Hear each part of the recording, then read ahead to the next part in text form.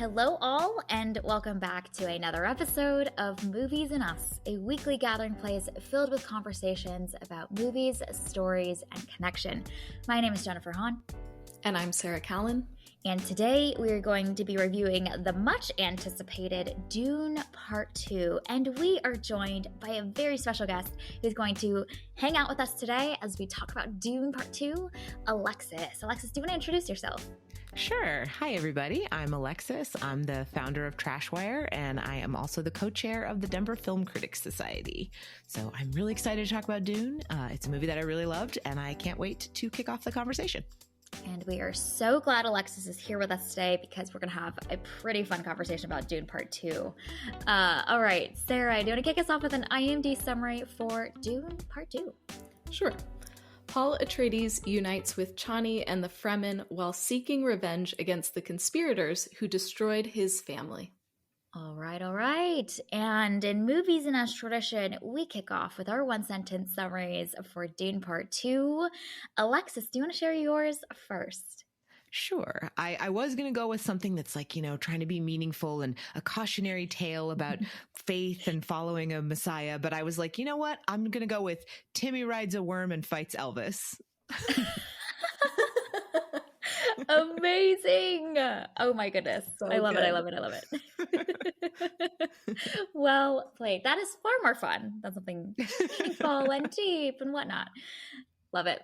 Sarah, what was your one-sentence summary? Yeah, mine is sandworms, the ultimate driving machines. Yes. Those look so dangerous, but so fun. Oh my goodness. Right? Yes. All right. My one-sentence summary is try not to get too much sand in your mouth as it hangs agape for 2 hours and 45 minutes. Nice. All right. Let's dive in and share our high-level thoughts of Dune Part 2 in this first section. Rest assured, we will not spoil this movie. We will include a spoiler in a bit, and then we will have full reign to be able to talk about all of the things that happen, especially in the second half of the film. But at a high level, man, I'm so curious. Alexis, did Dune Part 2 work for you? And maybe what were your thoughts about the first film as you were heading into the second film? Sure. Yeah. I think I really liked the first one. I know there was a lot of criticism that it's like, oh, it's half a movie. But I felt like, well, we're going to get all the payoff. It's going to come. So I think this to me was even more satisfying than that first one, where I felt like there was so much happening in this film. And then just on top of that, I mean, the filmmaking is just like exceptional. I think the visuals are amazing. The score is amazing. Every performance here I was really impressed by. And I kind of compared this to seeing something like Return of the King. That was like the last time I kind of felt this way in a movie theater, where it was like, man, this is really like I'm watching like epic cinematic history right now. So I absolutely loved it. Yes, that's a fascinating comparison, especially as the payoff and the hype has built to deliver on that promise is a hard task. And it sounds like Dune Part 2 really does that for you. So For good. sure. Sarah, what were your thoughts about Dune Part 2? Did this work for you? And what state were you in going in from the first movie into the second one? Yeah, I just recently rewatched the first film like a week ago. So I was pumped to go in and see this movie. I want to see it again because I think what has happened to me this go around is also what happened to me with the first movie is upon first watch, I was just so in my head that I couldn't enjoy it as much as I maybe could have if I watch it again. So I'm really excited to watch this again. It is an exceptional film. The visuals are absolutely stunning, as we all expected. This is a very epic tale, and I really like some of what they did with the characters. So I think upon rewatch, this will be like absolutely phenomenal for me if I can get like out of my head enough, because it's been a few years since I read the book. So that was also going in my head of like, okay, where are we in the book? What's going on? Oh, I remember this part of the story. So like I was very much focused on that and less so like immersed in the world. So I think upon second watch, I will be fully immersed and be able to appreciate it even more. But even in my like really in my head viewing experience, this was still a great time, a phenomenal movie. Yeah, and when you say in your head, do you mean like really trying to tie and understand how the events in the world and the rules of this world fit together? That's a little bit I more. was just trying to remember the book, really, like, and Yeah. comparing this to the book. And, Hmm. that's always a little hit or miss. Yeah. But I really like this movie departs from the book in a few ways. And I like some of the choices that they made that I think help drive the point and some of the themes of the book home a little harder. So I think some of those were really strategic and really paid off. Yeah. Okay. We can dive in a little bit more on that aspect in a hot second. Man, Dune Part 2 really worked for me. I was such a big fan of the first movie. I think when we did our top 10 lists at the end of the year of movies that we've watched, I think it was like number 4 or 5 for me. Like the visuals of this world and the sense of place and texture. I think Denis Villeneuve just absolutely nails, and he still does in the second movie. What's fascinating about the second movie, in conversation with the first one, I think, is that the first one's really focused on world building, and we're kind of propelled into this like narrative arc that we go on with these characters. And I think the second movie, while the world may not expand and grow as much as it did on the first one, I think there's a lot more thematic points that Denis Villeneuve has clearly constructed an invitation for us as viewers to think about and ponder a little bit more. I think we'll talk about this in the spoiler section, but the way that the ending is framed, and especially the shot that Denis Villeneuve chooses to end this film on, I think is fascinating when you think about the rest of the journey that we just gone on. It kind of frames everything else that we've experienced through, particularly one of the characters that I think easily could have been like a supporting character for Paul's overall arc. But actually, I think that her role is really key to understanding and kind of unpacking some of the things that this film's inviting us into. So I feel like this movie and the second movie particularly deepens in that it is a little bit more thematic in its invitation around the themes, and I think that's really exciting. I'm intrigued to see how people are responding. I think seems to be a lot of attention and buzz and excitement for this film. I've seen some critics and folks mention that this is kind of beautiful and staggering to watch, but also difficult to follow throughout the whole film because of so much that is happening narratively. But I actually think that there's a very rich text here beyond just the visuals and the world building, which is really fascinating to think about as well. So, Dune Part 2 really, really did live up to the hype and the promise of the energy around it. So, it really worked for me. Yeah, fully agree. So, why don't we include a spoiler alert for Dune Part 2? If you haven't seen this film yet, go watch it on the biggest screen that you can find. It is available out in theaters. We recommend checking it out before continuing to listen to the rest of this episode. All right, we are now officially in spoiler territory, so we can talk about anything that we want to. I'm intrigued to hear, maybe as this film was unfolding and maybe afterwards, what were some of the like big moments or themes that you were really like captivated by or kind of mulling on afterwards? Yeah, I think for me, like, as it goes on, you're very like captivated by the story and very in it. And it took me a little bit to kind of be like, oh, we haven't seen Austin Butler yet. Like it's pretty far into the Yeah. story before he kind of comes in. And I was so wrapped up in everything that it took me a minute to be like, oh yeah, we haven't seen him. And then when he comes in, I think he's just such a like dominating force in it. It's just, I mean, he's not in it necessarily for a long time, but he's really fascinating in every scene. And I was really impressed by him because I feel like at this point I'm like, I know Timothée Chalamet is going to give me like a great performance. I know Zendaya is going to give me a great performance. But I was pleasantly surprised with every minute of Austin Butler in this for sure. Yeah, for anyone that has watched America's Next Top Model, Austin Butler is smizing through this entire movie. Totally. He is working the camera, staring deep into your soul, straight into your eyes. But yeah, the brooding presence that he has, I think, is also so fascinatingly different from Raban, played by Dave Bautista, who's kind of this bigger, staggering presence in the room, and is a little bit more like volatile, and there's a greater sense of danger and aggression that I think Austin Butler brings to this role that I think is such a great foil to Raban, who's a little bit more of a like a bumbling character. Like he's trying really hard, but he's not as effective. And you can see the way that Fade Rautha is highly competent and also highly lethal. So they're really great foils to either just visually, but also from the kind of presence they bring to the room. Yeah, totally. There's a real sense of kind of like brute force with Batista, and then with Austin Butler, it's much more like calculated and kind of like sinister in that way. And then, you know, you see the harshness visually of the environment they're in. And I loved those scenes that are filmed with the infrared camera because it's just so visually different than anything that we've seen too.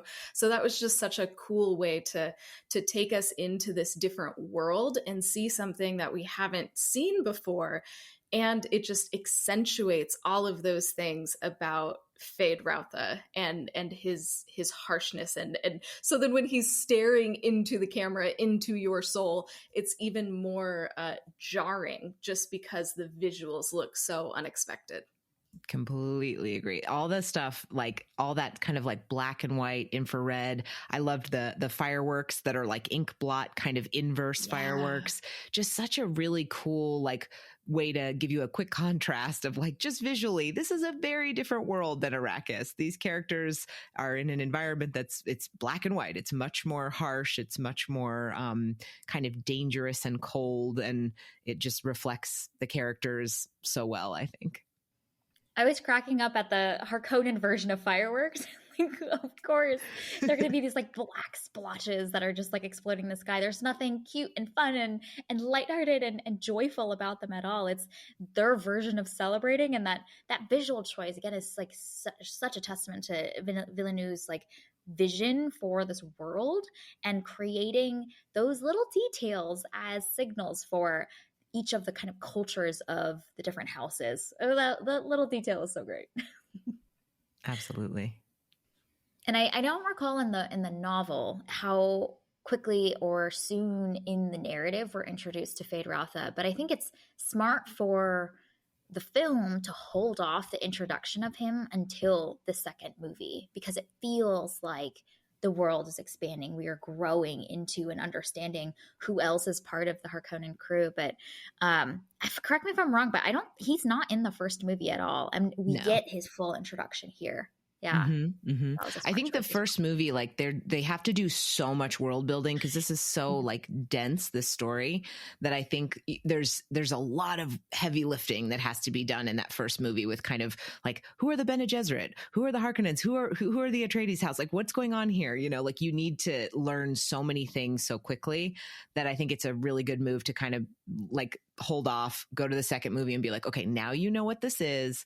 And now we can start meeting additional people from this family and additional, you know, like obstacles in the path and these different things, because we really need to build that up because it is really complex and complicated. And there's a lot to learn going into the story for sure. Mm-hmm, mm-hmm. Yeah. And I think it also creates this like sense of like there's a dynamic now, new people dynamic that's within the Harkonnen crew. For most of the first movie, we just are seeing the Baron and Raban and this power dynamic, but all of a sudden there's this third introduction into the mix, and you can see the ways that the loyalty shift as well. I thought all of that was really great, really juicy. What else? Sarah, I'm curious to hear what stood out to you or what was kind of captivating in this movie that was maybe unexpected, or something that really stood out to you. Yeah, something that I was really looking forward to is Paul learning how to ride a sandworm. When I rewatched the first movie again, they kind of tease it out, you know, because you see the rider on the sandworm and toward the end of the film. And so I was like, yes, the second one, we're going to get it. Because I remember that part of the book being so interesting and gripping, and like there's so much meaning to it too, as he's trying to be part of the Fremen, but he's trying to do this really, really difficult thing. And so it was so satisfying to watch, honestly. Him learning how to ride the sandworm and that like test is maybe my favorite part of the whole movie, just because it's so visually immersive and it's just a wild thing to think about. Like, I've never thought about how would you learn to ride a sandworm in a dune like that. And so then for the fact for this to be on the screen like that, it's just absolutely beautiful. And the way that it's edited and cut together so that you're constantly aware of the tension and the stakes and everything that this means for Paul and for the Fremen. It's just so well done. I was so pleased with that sandworm scene. It's such a great moment. And I think it's also so indicative of like, he understands that the worms are such a big like thing that we want to see. It's like he sort of holds off on it for a while, like, oh, you're gonna get the worms, don't worry, you'll get worms in this thing. And then when we finally get that scene, or we get these moments with people riding the worms, it just feels like, yes, it's so epic, because it's like, we've been waiting, we want this, we want to see some worm stuff. Which is crazy that we're so excited about worms. Like, it gives who me, would have thought? It totally reminds me of like the dragons in Game of Thrones, where it's like every, later seasons, it's like, yeah, but we want to see the dragons. Just give us like 2 minutes of cool dragon stuff per episode, please. We want to see the dragons. So when you finally get them, it feels very like, oh, awesome dragon moments. So it was very, felt like that for me, for sure. I'm waiting for some business, some corporation somewhere to buy the rights to figure out how to make this into a ride. You know how they all those like Fast and Furious Definitely. or whatnot, all those rides in Universal Studios or whatnot. I don't know what the rights look like for that, but that would be a experience. Sandworm roller coaster. Yeah, that's what I'm saying. I love it too, because it also kind of plays with like our expectations of like the hero's journey and those kind of things, where I think we spend a lot of this movie kind of rooting for Paul, and then by the end of this movie we're like, ooh, I don't know, like, and I think that's such an interesting thing about Dune in general, is that it's like what if Star Wars, but you take like a lot of that very simplified stuff and make it really complex and really like, yeah, but is this good, and is a chosen one right, and this is not gonna go well, so should we be cheering for him, and should we be like wanting him to get revenge and all these other things? And I think there is kind of like a little bit of a conversation of that right now online, of everybody in the theater kind of cheering and being like, yeah, Paul Atreides, but then should you? Is that the right move? Is that really like, is that the moral of the story? Because I don't think so, so that also really fascinates me.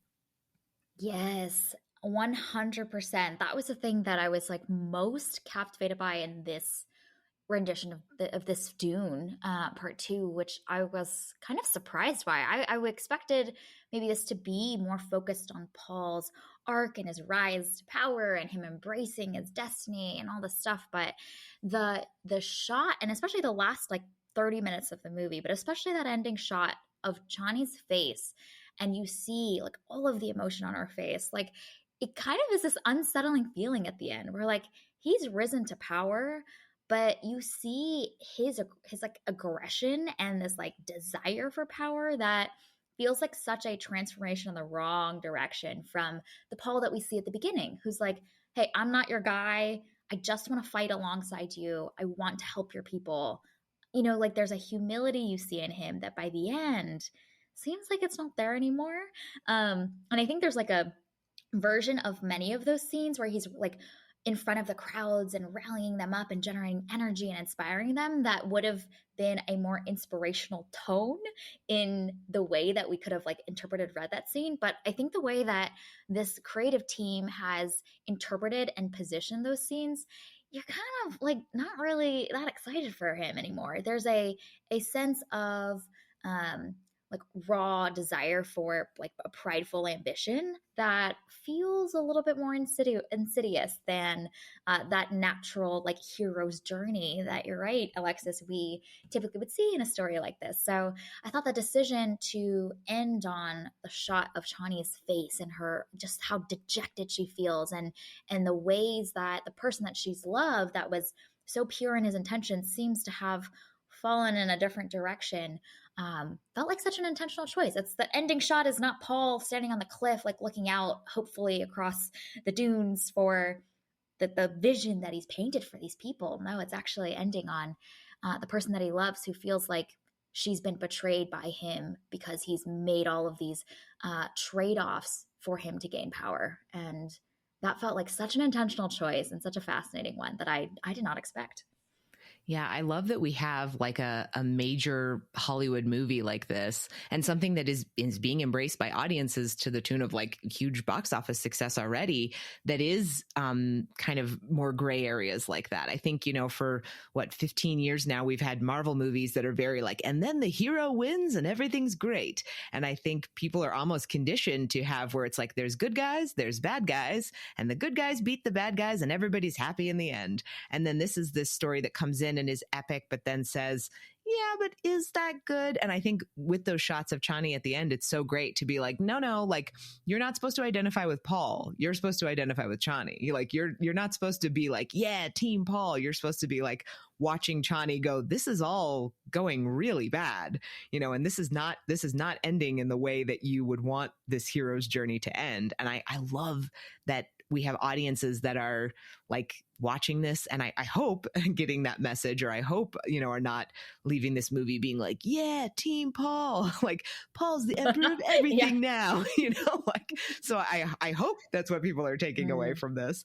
But I think, they do such a good job here with showing, like, as he has that transformation, giving us this other perspective. And I think Zendaya too, just what a remarkable performance, and being able to kind of show us that she loves him and supports him, but she's also a little bit like afraid of what he's becoming, and she can sort of see the writing on the wall in that way. And it gives us the freedom to be like, yeah, I don't know if this is great. Like, I don't know if he's a great guy by the end of this. We see his transformation in a way that should make us a little nervous about what will probably come in the third movie. And I think this is one of the reasons why I'm so impressed with both of the Dune movies is, the book is very dense. Like, it's not a long book, but it's dense. There's so much to it. And both of these movies have been able to get like the spirit of the book and put it to the big screen. And obviously it looks phenomenal and is captivating and everything. And that was the point of the book, was to say like, hey, this whole like Messiah thing, like we should be weary of that, this like whole like one savior narrative arc. We should question that. Frank Herbert was like very skeptical of that. So the book was really like an indictment on that, like gaining of power, and an indictment on Paul, basically. And so I like the way that this movie was able to give more to Chani to really amplify that message and really hit it home. And I love how it did so well at the foils between Lady Jessica and Chani. And you see that in the book a little bit, but I feel like the movie just takes that and turns it up to like max volume. And so I thought that was such a fascinating choice to show these two women who are exact opposites, and they're both fighting so hard, and then Paul is kind of in the middle and then eventually chooses power.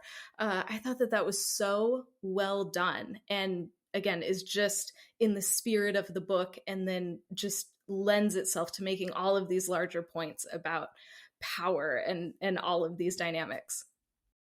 Yeah, I loved the kind of conflict there, where they go from kind of being a little like suspicious of each other to where sort of later on Chani is like explicitly like, you did this is your problem, like very much more aggressive. And it's also, as we as an audience start to be like, what's up with Lady Jessica? Like, is this I don't know, I'm getting some real sinister vibes here, Yes. And in the first film, like I think they toned down that aspect a lot more. And even in this film, when it begins, like Lady Jessica seems to just be along for the journey to support her son and all of this stuff. But like the last 30 to 40 minutes, like there's so much more conversation in these Ben Gesserit circles, or with where we see Jessica have the conversations with the sister, the unborn sister in her stomach. around like this is how we will control. This is how we can hold control. And that theme doesn't come until later, which again, I think is really smart. Like the seeds are planted at the beginning, but we're kind of eased into it until it comes to full fruition at the end, as we see Paul also, that volume on his like ambition also starts to get ratcheted up. So all of those like through lines, I think were so well timed as far as when they begin to like accelerate the pace of how often we're talking about this theme and seeing those interactions between Shawnee and Jessica. So the pacing of this is really smart too. Absolutely. Yeah. I mean, if you think about just like this is a long movie that's filled with story, and every single scene feels like it is placed exactly where it needs to be to keep the narrative moving and also give us what we need at the right time. So we have kind of like we get certain information at certain times and that propels us forward, where our kind of like our allegiances as an audience kind of change throughout it as well. I think it's just so well done in terms of executing this story. I love it.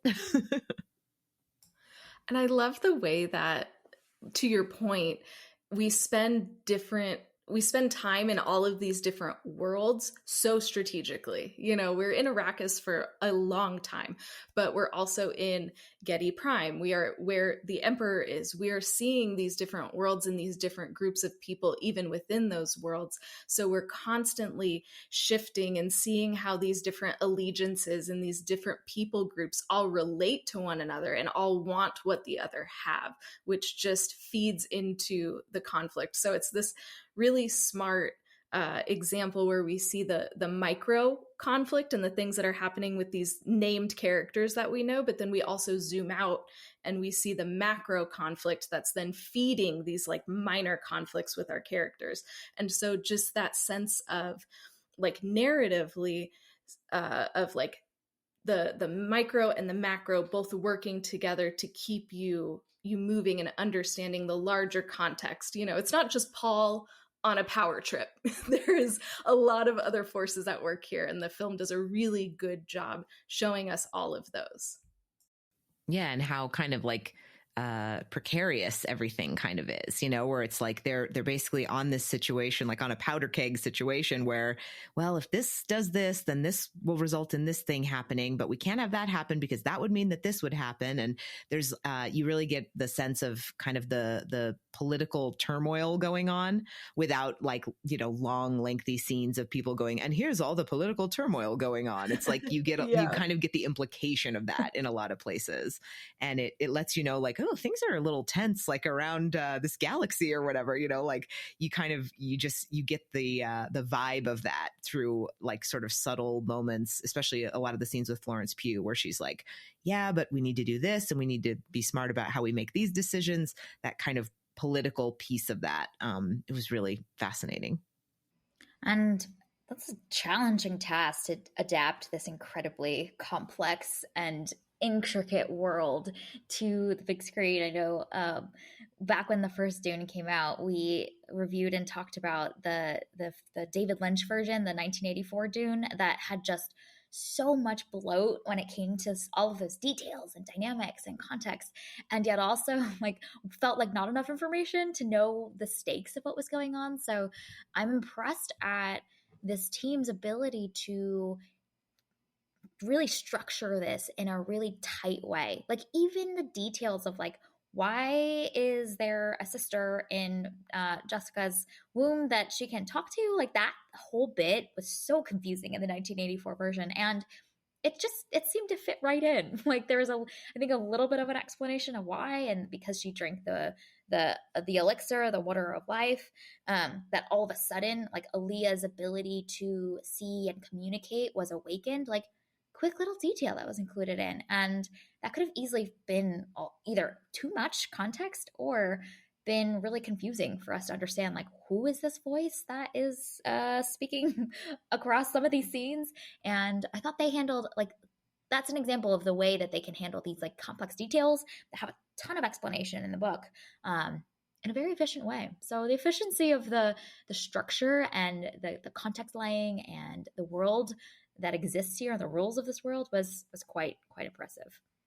Yeah, weirdly enough, you never really feel like you get those big exposition dumps that you would have in these type Hmm. of sci-fi movies where there's always like a scene where someone goes like, "Well, sit down and let me tell you about thousands of years ago when this happened," and da da da, and you get this sort of montage of like all the stuff. Like they do that a little bit in the first one. I think we get the when he's learning about Arrakis and learning about kind of the history of it, but at no point does it ever feel like the typical movie exposition dump or like, the voiceover scene of like Morgan Freeman being like, 1,000 years ago. It's like, you just don't Yeah. really kind of get that with this. Mhm. You learn things about the world as you go.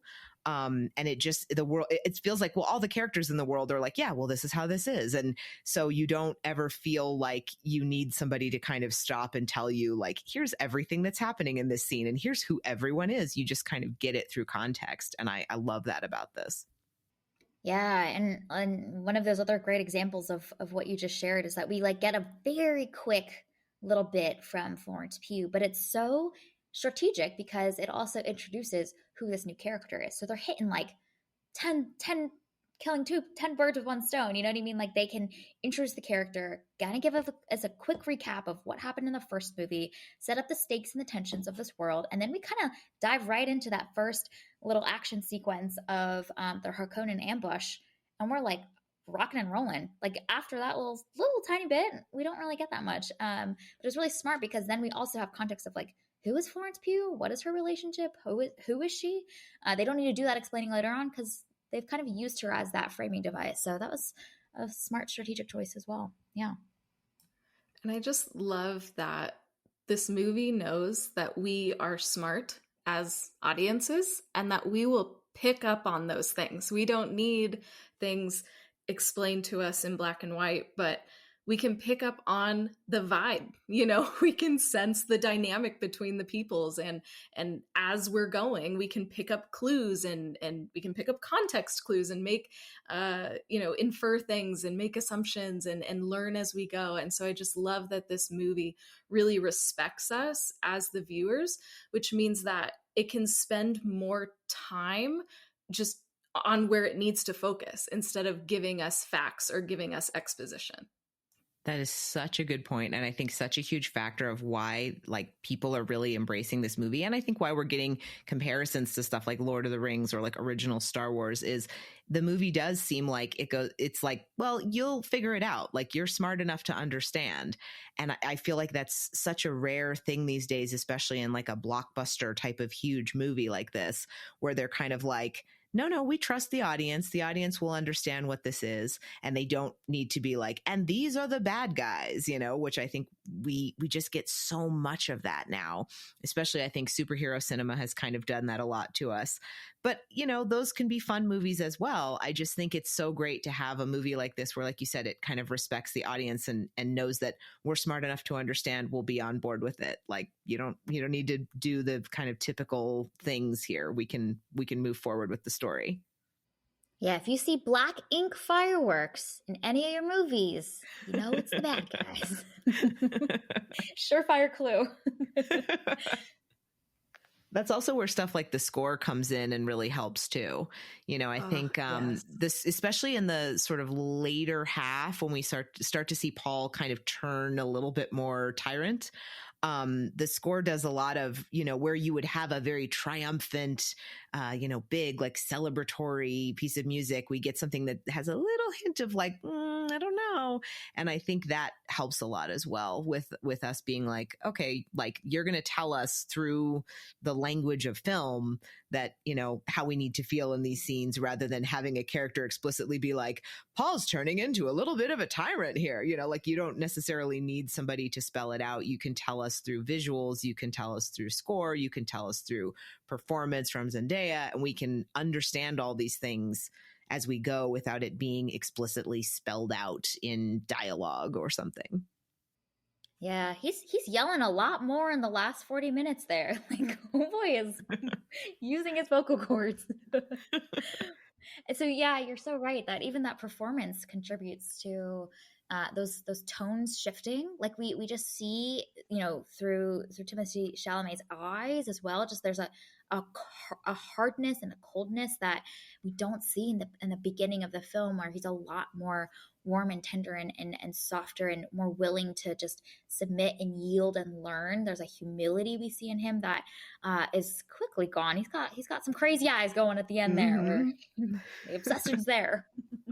Yeah, I watched this yesterday for the second time, and it was crazy because I was thinking about him later in the movie as I was watching it, and the contrast between him early in the movie and later in the movie is very evident, and yet it's all done through such subtle things with his performance. But when you think about like scenes of him later, I was like, oh well, then there's that scene that comes later. When you watch it, you're kind of like, oh wow, like seeing it for the second time really highlighted to me like he is really giving us something here, in terms of we are really seeing this character arc through this whole film through such subtle changes in his performance and his demeanor, and like you said, like he's yelling a lot more, or just his entire like his posture and stuff is so different, and it's so impressive to see something like that.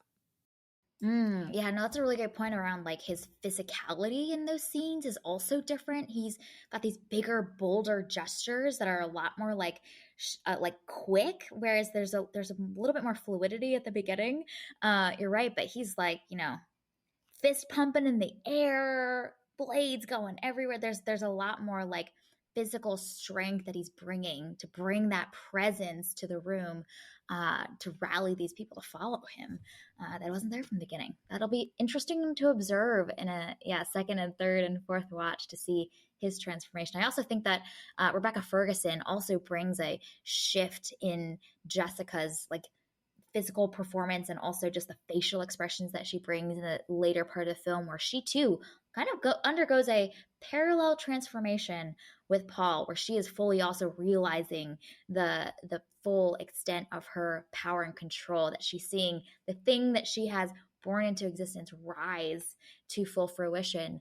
Her plan is kind of unfolding as she is wanting it to, and I feel like you see that in her as well. The way she speaks is a lot more firm and adamant, whereas I think she's a lot more softer, tender, a little bit more round around the edges in the beginning part of the film. And I think that part of it is also in the beginning of the film, they are the outsiders in this group. And so there's a natural sense of like, hey, we need to just like figure out how to learn this culture, and we are the newbies, that I think also contributes to them more willing to just go along and understand and fit in further survival at the beginning as well. Yeah, absolutely. She has a much more kind of like protective, maternal sort of vibe with him early on, where she's kind of like she's sort of teaching him, and she's like, you need to watch your back, you need to do this. Like she's still kind of coaching him, and then by the end, she's kind of sitting back, being like, yeah, that's right, he knows what's up. Like he's leading everybody now, and so her whole demeanor really changes in her interaction with him for sure. Well, and I love that, like we've said, it all starts out kind of subtly. She is kind of on the down low, then she asks to become the Reverend Mother, and then once she gets that power, then she starts to amass it, and you see that her plans start to expand as that power really starts to go to her head. And then it's similar with Paul too. Like at the beginning, he's like, yo, I'm here, I'm not anybody, I'm super like humble, I'm not the Messiah. And then everybody's like, oh my God, that's what the Messiah would say, oh my gosh, let's give him more power. And then as he grows and gets like higher in their Fremen organization, then those things really start to go to his head. And like we said about the pacing, it's so smart, because we see that, and then they're just subtle changes for quite a chunk of the movie, and then all of a sudden we're in like these big power trips, and you're like, whoa, how did we get here? Which is just, it's so smart, because I feel like that's how it works in real life. Power going to somebody's head doesn't just happen instantly, but it's this really, really subtle shift, and that's what we see in the film too. Yeah, and I think that ties into with like Javier Bardem with Stilgar, where we kind of start out Oh, where yeah. he is, yeah, he's such like a leader. He is in charge. He is the guy where he's going to make decisions about whether they live or die. And then by the end, he is just a complete, like firm believer in this to the point where he will do anything. And so it's that power shift as well with him is so fascinating because you see him kind of just like sign on to this idea completely. And like at first, I think, you mentioned the oh, he's so humble. It's like, well, isn't he totally the Lisan Al Gaib or Lisan Al Gaib because he said like he's not? I mean, isn't that a total Lisan Al Gaib Yeah. move? Like that's exactly classic Lisan Al Gaib to say that he's not the Lisan Al Gaib. Like it's this very like it's almost comedic at first, and then later when like Paul does literally anything, and he's like kneeling, and he's like, oh, it's him. It's it's the Lisan Al Gaib. It's real. It's like you start to be like, oh man, like Stilgar's really bought into this way too hard, and you feel that dynamic change in a way that also kind of makes you a little nervous as a member of the audience watching it. You're like, I don't know, I don't think this is right, and you feel kind of sympathetic for this character that I think was almost like, I know a lot of people have had issues with him being kind of the comedic relief here. I wouldn't say there's really like, comedic relief in this movie. It's definitely like a dramatic movie. But I think the shift in tone for that is fascinating, in that he's basically doing the same thing he was doing before, but from what we've seen, how we interpret that has changed. Yeah, if I could have $100 for every time he says "as written," mm. Absolutely. Yeah, no, but it's a really fascinating point because I think at the beginning of the film we're a lot more like, oh yeah, like we're also like he could be. I don't know. This is the prophecy and the context of this culture and this people group.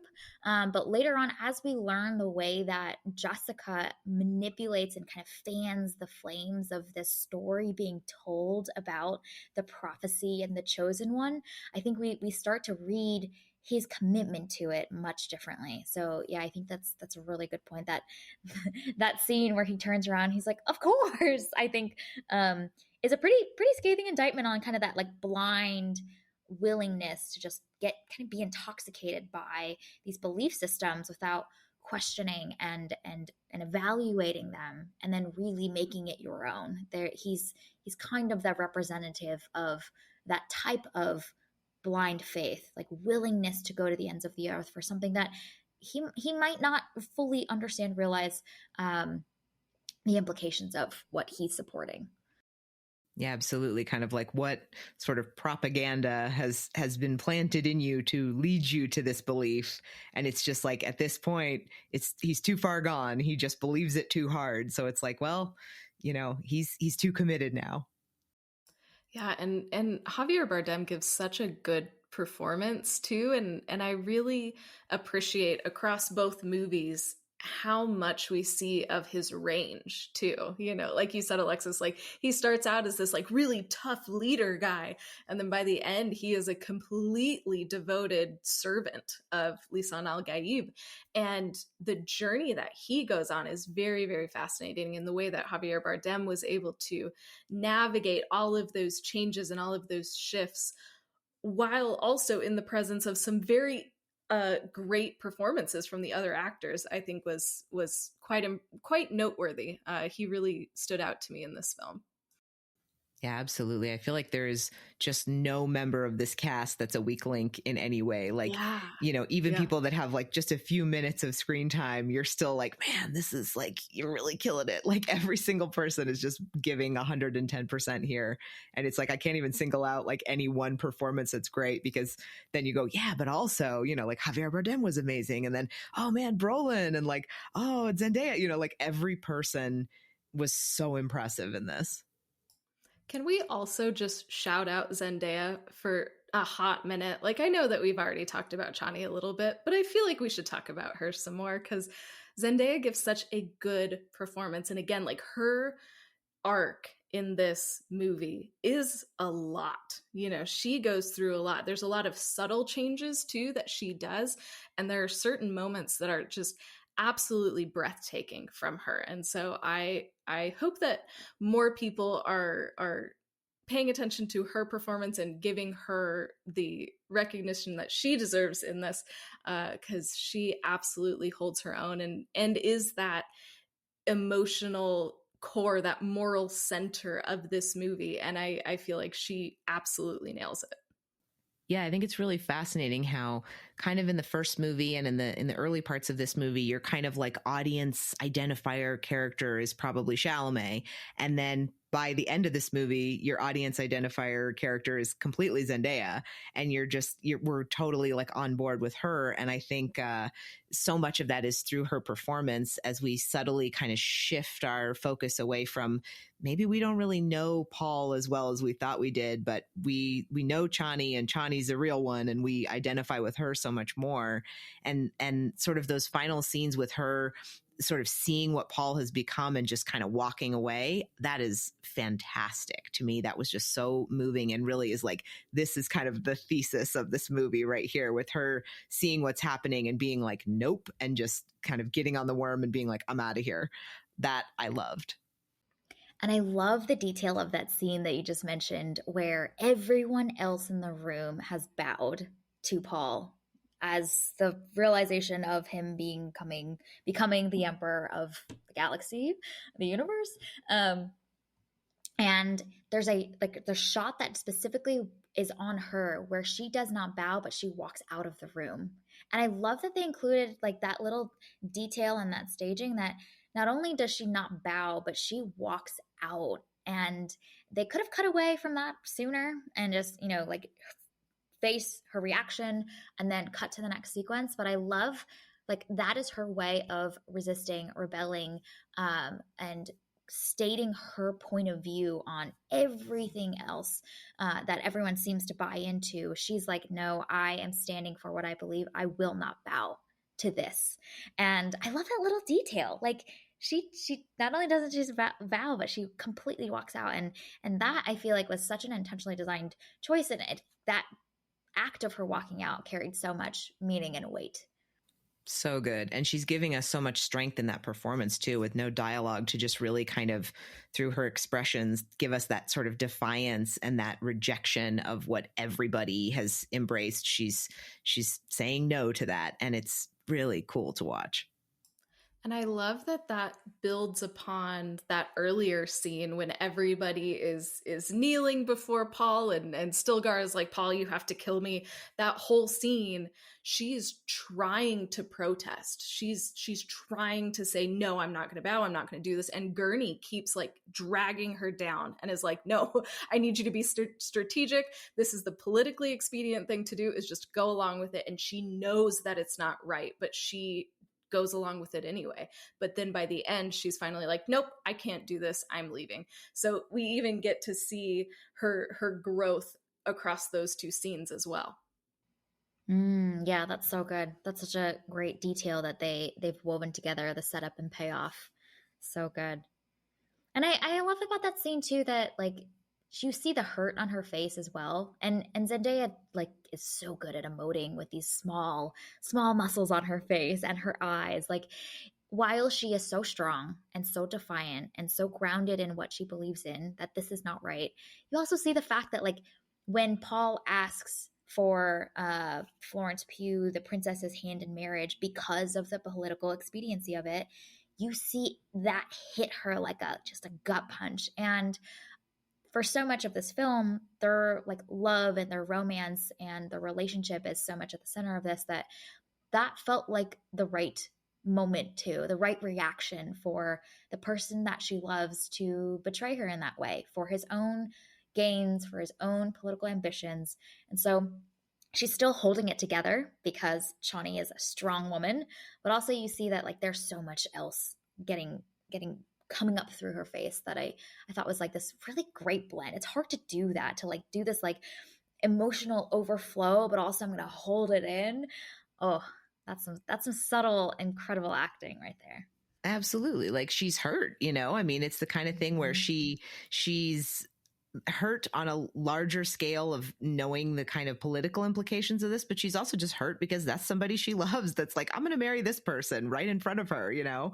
So it's like the smaller story of just their story is also something where she's like, oh, so you really don't care like about me anymore. You don't care about anything other than power and ambition and, you know, these larger things. He's kind of losing his humanity in that way, and that hurts her, and she really gives us so much of that through that. You can see the hurt, you can see the strength, you can see the kind of political defiance and protest. It's really a beautiful performance. So good. So good. Yes. And then while we're talking about that scene, I just want to shout out the duel. I thought that was so well executed and well staged, well shot. I appreciate that this creative team commits to doing the full choreo to give us a really thrilling duel. They didn't cut any corners, didn't take any shortcuts. They really just went all in to give us a really exciting, well choreographed duel that really, from a cinematography perspective, showcases the amount of work and effort and time and staging went into all of the fast-paced, like back and forth jabs between Timothy Chalamet and Austin Butler in that sequence. I thought that was like stellar. They did not skimp on that at all. They spent their money and time, and they really showed it off to us. So that was great. I loved that aspect. Yeah, I love how we've just seen like a Helm's Deep level epic battle with worms and all this huge, ginormous stuff. And then to have where it's like two guys having a knife fight, and that can be just as exciting as this giant epic thing that we've just seen. And it's like we were invested because of the emotions. Also, the choreo is great. I think both of them are giving such amazing kind of physical performances there. I love that, like, we can see this huge thing, we can see this small thing, and both of them feel the same level of important. And that was one thing that I really loved about this movie, is that the action, you can actually see what's going on. I feel like there was a trend, especially in like superhero movies, of like, you almost can't see what's going on just because of how it's filmed, and it's really hard to follow who is doing what. But in this movie, you can see everything. That duel, you can see what they're doing and how they are punching each other or trying to stab each other. And I thought that was so smart. Also, the score just cuts out during that part. So you are there in the room. You can hear them trying to just knife each other, which makes it all the more exciting and all the more visceral to be a part of. All the heavy breathing, the deep breaths, the grunts. It's like you don't need anything else. You're present in it in such a way that's great. And it is such a contrast to the kind of CGI soup that we get in a lot of movies now, where it's an epic battle, so there needs to be 8 million things going on in the frame and your eye doesn't know where to focus. With this, it's very much, directing you to focus on certain things and letting the importance of those things really land. It's a really great point, because even in some of the other action sequences, especially the ones that are very large in scale, we often are following one character through them taking people out, like through a line of soldiers right in front of them. There's a scene that's like that big action sequence at the end where we're following Gurney, and we just see him take out like 6 or 7 people in a row. And there's some previous scenes where we're following Chani and watching her take out 6 or 7 people in a row. And that level of like staging and blocking in the sense of time and space, as there's like also a million other people fighting each other in the background, was really smart. Because oftentimes in those especially big, like epic battle sequences, you're often just like, it's just chaos, yelling, and the camera is flying every which way. But I love that we follow one person as they take out 6 or 7 people in a row of people, and the camera is not cutting back and forth. Like, we stay on that person that we're following for the series of like a couple of minutes, and that's thrilling. That makes it exciting. That makes us feel like we're in the action. So it's a lot more work, but it's less cheap, less kind of giving us the sensation of excitement without the committed like showcasing of it. This one, we get all of it. Yeah, I totally agree. I think there's there's a time and a place for giant wide shots of huge epic things happening, but you need something to identify with, or something to kind of ground it and bring people back into the story. And I think they do such a great job with that here with the action, where it's like so many of these things you'll get like a big sweeping shot, or you'll get something that's huge that's happening, but then it's like we need those, like, and here's Chani fighting like 6 people. We need those identifier moments in there so that we have something to emotionally connect with in action scenes. And you also know who to root for, because sometimes in those big action sequences, you're like, who is who? Like, was that a yay? Did you take that person out? And was that a good person or bad person? No idea. And I think also because of the setting here with all the sand flying around, it's also hard to like suss out who's a Harkonnen versus who's a Fremen. And so having one person to follow also, like, we really know who is the good guy that we should be excited about as they're taking people out, Absolutely. It's so crucial in these things where you have kind of like everybody in an armor and different suits and things, and you're kind of like, I can't really tell. It's a lot of sand. Everybody's kind of in similar colors and things. And it's like, well, here's the person you should be looking at. And he does such a good job of directing your eye in that way, where it's like, focus here. This is what's going to be important, even when there's other things going on in the frame. Yeah, I think in general with this film, I was just so thrilled by how great the action set pieces were, and some of the choreography and the way that they were shot and paced. I mean, we know Denis Villeneuve is great at doing action, but he really is great at doing action, and we get to see all of it in this film. Like, I feel like you can see a lot of some of the things he employs in Arrival around like the absence of big action to create a sense of tension, so that when the Fremen shoot up out of the sand, like, it really is this moment of, okay, here we go now. But there's often this like time that almost like a musical rest. Like, there's just, we're looking across the horizon and we don't see our foes yet, but then they emerge. And there's often, they use that quite a bit. Like, either the Harkonnens are emerging on the horizon out of the misty sand dust storm, or we see the Fremen like shoot up out of the sand, and as this moment of like adrenaline and surprise. And it's that silence and that quietness beforehand where like every part of your body is on high alert, and it really helped create tension that then gets released in this big burst. And I thought that like just the musicality of the way that he paces and structures his action set pieces are just so good. And I think it really helps make this movie as good as it is. And I love that we get to see that early on of them popping out of the sand. And so then for the rest of the movie, you know that this is an option. You know that this is a fighting style of theirs. And so you're just waiting for it to come. So then every other time when they do pop out of the sand, it doesn't feel old or like we've seen that before, but every time it's exciting because you're not quite sure when it's going to happen. You know that it's probably going to happen, but you're just waiting there ready, like, ooh, is this the time when they're going to pop out of the sand and take all these people out? So every time is exciting and it feels new. Absolutely. That early sequence where you see all the little like breathing tube things in the sand, and like, they're down there and they're going to pop out of the sand. It's so great because it's like we've got this great like hint that it's coming, it's going to happen. And then you're just sort of waiting for that moment to pop off. It's great. Yeah, every cell in my body is just on high alert. And then the catharsis of like, and here we go. Come on, taking them out, seeing things blow up. That's what we go to the movies for. Okay, before we wrap up, time is flying, y'all. This is great.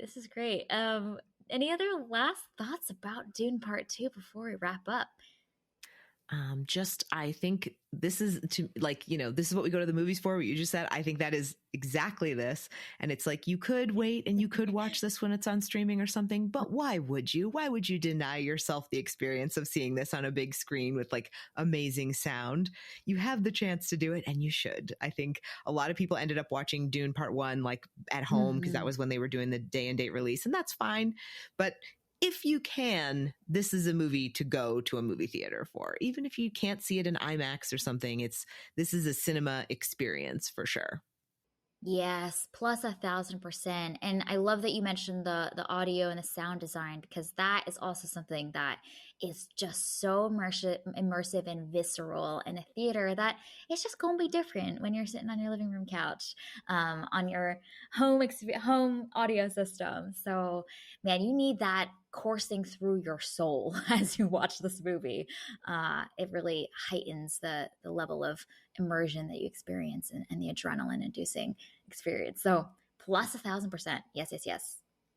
Is there any last thoughts about Dune Part 2? You excited for your second watch? Oh, I'm so excited to go see this movie again. There are just a couple of like little things that I want to shout out. So there's this moment kind of towards the end of the film where they have a bunch of those like thumpers set out to call the sandworms, and I love the way the beat of those then starts to like come together into this just drum beat to build up this excitement and anticipation of what's going on. And then it just so fluidly goes back into this next musical movement to set the tone for this next big action sequence. And I thought that was such a great way to start with this like simple micro thing. We've seen these things used throughout these two movies, but then we see them all working together in unison. We see how it all builds together and generates excitement. Like, it was just so well done. And that's just indicative of this whole movie. The way that you mentioned it earlier, Alexis, the way that the score just is infused throughout and just adds so much to this film. So shout out to Hans Zimmer. Of course, he is incredible and has done it again with this score. And then my other little tiny shout out is we get to hear a song from Gurney, and that makes my heart so happy because that is a theme throughout the book. Gurney Halleck is always coming up with these silly songs, and he's always playing his instrument. And that was one of the things in the first movie. They had like, I think they had even filmed some of those scenes, if I'm not mistaken, but they just didn't make it into the film. So it was great that we got to see a little snippet of Gurney singing a song. So that warmed my little heart. I love it. I love it. Okay, question for both of you. How do you feel about the musings that people have on there potentially being the third movie? I believe that Denis Villeneuve has said that's not officially greenlit yet, but they are working on the script for it. You're excited? Are you like, you know what? This is great. Let's end on a high. How are you feeling about a possible third movie? I'm totally on board. I think he just like, this is clearly something he's passionate about. And this is something where I think we're seeing just sort of all the aspects of filmmaking come together just right here. So if he wants to do like 7 more of these, I will watch them all. I'm very on board for this. So I'm totally down with him realizing his vision and however many movies that's going to take.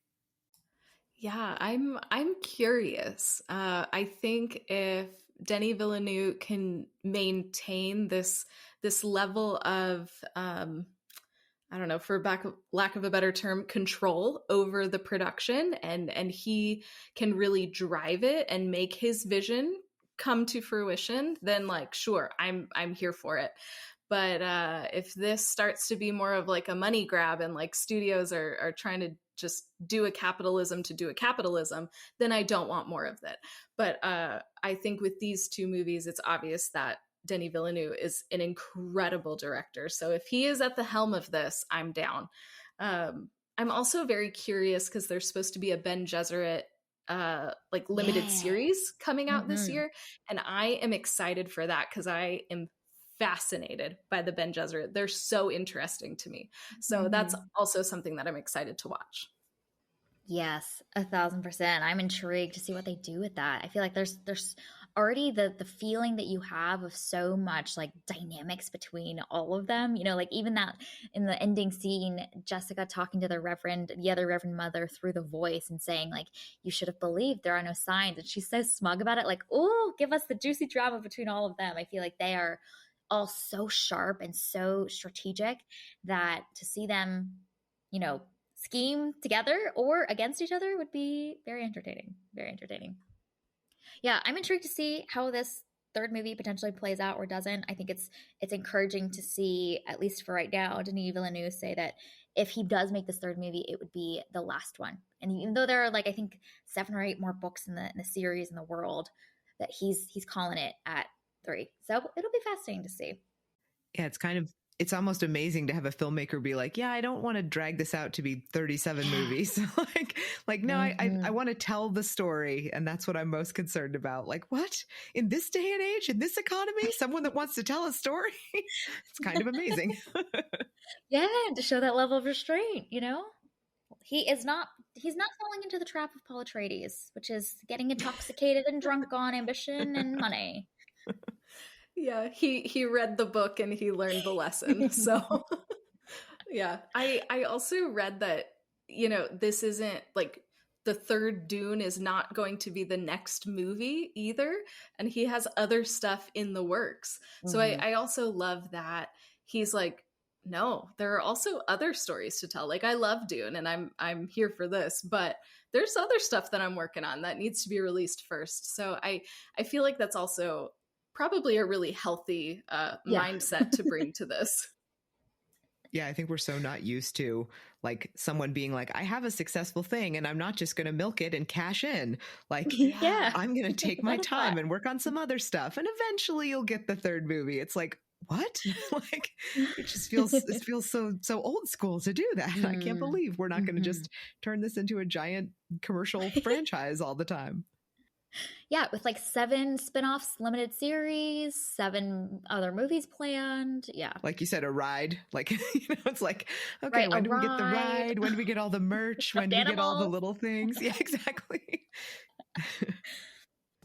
All right, well, this is our review and discussion of Dune Part 2. If you couldn't tell from our discussion, we absolutely adored this film, and we recommend checking it out in theaters. Find a big screen with great audio. Thank you for listening to this week's episode of Movies and Us, and a big thank you to you, Alexis, for joining us and sharing all of your thoughts about Dune Part 2.